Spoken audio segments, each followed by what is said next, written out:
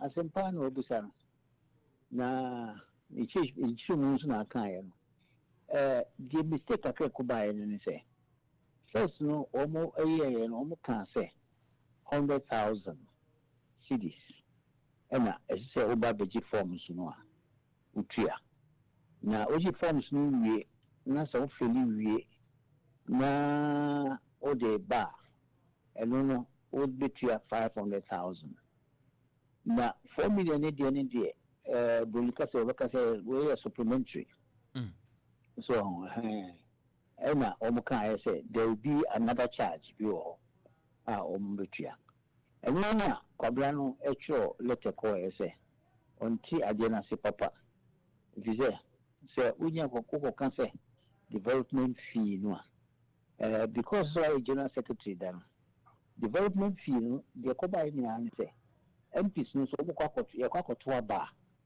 na bo hwe no say MP no aye tunu so abare de ono de o party no a otua sika bebre ma party no etino ya na development fee no ontua bi but sabi o ma ho no a o be challenge no be contesting primaries no obi ho a o party ba amapa na so introduce ena party no so hihye no e kwan ufa so a otimi eye MP it is a fasa kwa o so na say hihye no e constitution no ne party hihye no utimi kan say sabi omra no nkoto abali bi abra o bibia ma party no any development fee no tiase no no so no etino ono eba no a o chere te ko se won tiase it is all cause development fee no anything say ye nyina ye nto boa because if you are me man to boa bi entino me ba be to boa se se nka me yo no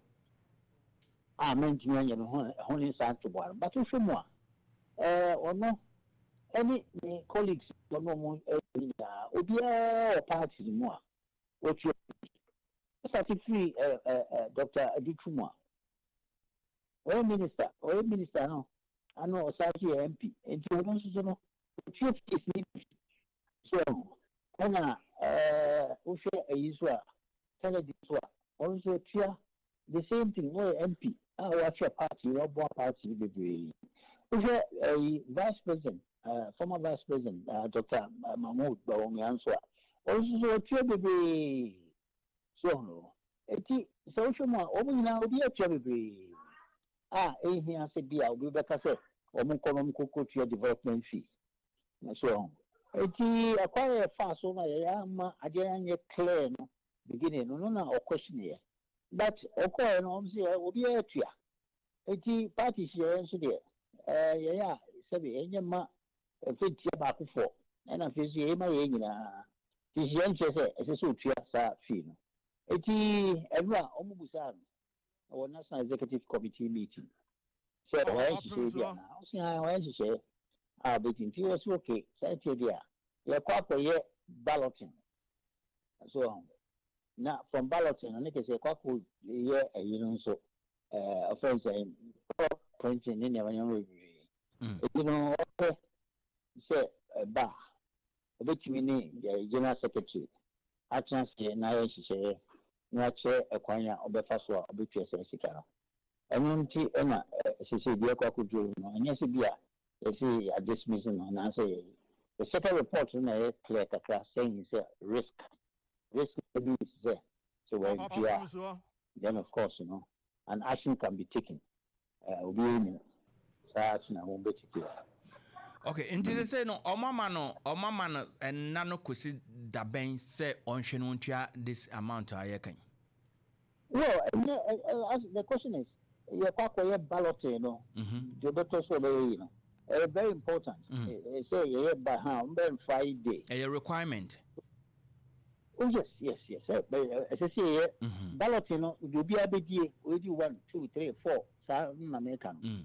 You kwako sa ballot you only ballot so be a udimba vote so no friends saying kata ide to aban so no as say ko ballot so ni hu be obi abedi so and no man so on yan hihye only general secretary ni treasurer on yan hihye Oliver BTS Sika. Or any side, no, is share no Jitumwa. Then he can go on the ballot. But a certain time, be or as he said, and she said, no, she shut to one. BTS Sika, and he said, certain time, no. And maybe someone said because I quite say then he risks the chance of qualifying or he risks disqualification. And the time now, many time, babe. There be yes, I say. Okay. Or see, so risky a year of presidency, so risky being disqualified. Yes, to be disqualified. Risky. It means to say you didn't pay at all. Oh, yeah, then you risk. So here the caveat to be engineer accepting symmetry or no more that arrangement, you know. The caveat is yes, engineer no more a payment plan, if you like. So now almost accept here. So now